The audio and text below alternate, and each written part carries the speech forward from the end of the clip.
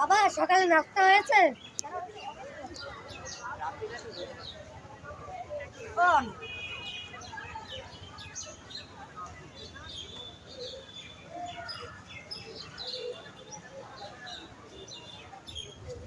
জি বলেন।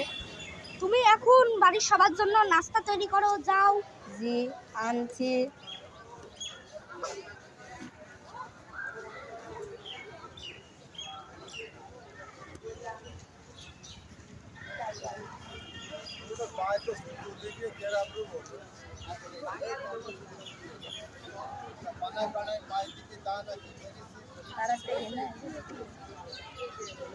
জি আপনাদের নাস্তা হয়ে গেছে, যাও এখন তুমি পুরো ঘর পরিষ্কার করো।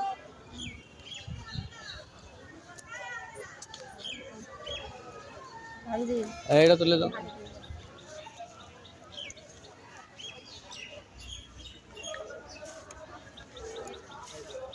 বাবা হেনা তো একজন রোবট, সে কিভাবে আমাদের সকালে নাস্তা তৈরি করাবে?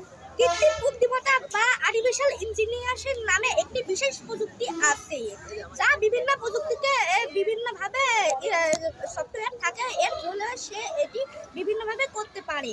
একজন মানুষ যেভাবে বিভিন্ন কাজে দক্ষ হয়ে ওঠে, তেমনইভাবে রোবট হেনার মধ্যে এরকম প্রযুক্তি থাকার ফলে সেও এইসব বিষয়ে অভিজ্ঞ হয়ে রান্নাও করতে পারে।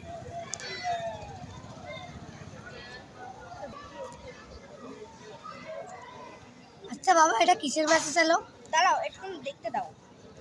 ও ফ্রিজে ডিম শেষ হয়ে গেছে, সেটা এখানে দেখাচ্ছে। ফ্রিজের ভিতরে এমন এক ধরনের সফটওয়্যার ব্যবহার করা হয়েছে। আচ্ছা বাবা এটা কিসের মেসেজ এলো? ও এখানে ডিম শেষ হয়ে গেছে, সেটা দেখাচ্ছে। এটা কি সম্ভব? ফ্রিজের ভিতরে এক ধরনের বিশেষ ধরনের সফটওয়্যার ব্যবহার করা হয়েছে এবং ফ্রিজের মধ্যে যখনই কোনো ধরনের পণ্য শেষ হবে তখনই ফোনে দ্রুতভাবে মেসেজ চলে আসবে। আচ্ছা বাবা এটাও কি সম্ভব? 2041 সালে সবকিছুই সম্ভব। আসসালামু আলাইকুম সম্মানিত ভিউয়ার্স, আজকে নিমতলা মাধ্যমিক বিদ্যালয়ের সপ্তম শ্রেণীর একটি ক্লাস নিচ্ছি, সেটা ভিডিও করছি। তো আজকের বিষয়বস্তু হলো 2041 সালে আমাদের বিশ্ব বা আমাদের দেশ কিভাবে ডিজিটালাইজেশন হবে বা ডিজিটাল পদ্ধতিগুলো আমরা ব্যবহার করব, সেটা মূলত দেখানো হচ্ছে এই ভিডিওতে।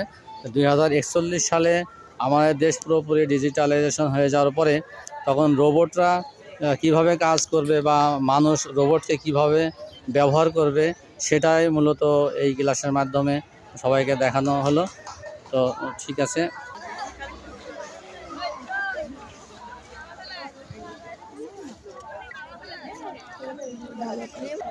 হ্যাঁ শুরু।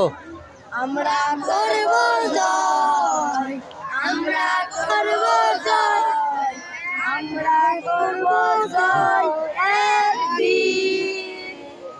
ওহ বুকের গভীরে জেনেছি যে আমরা করব জয় একদিন, আমরা করব জয়, আমরা করব জয়, আমরা করব জয় একদিন।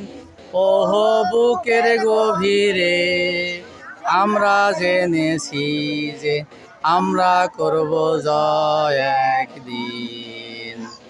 সবাইকে অসংখ্য ধন্যবাদ।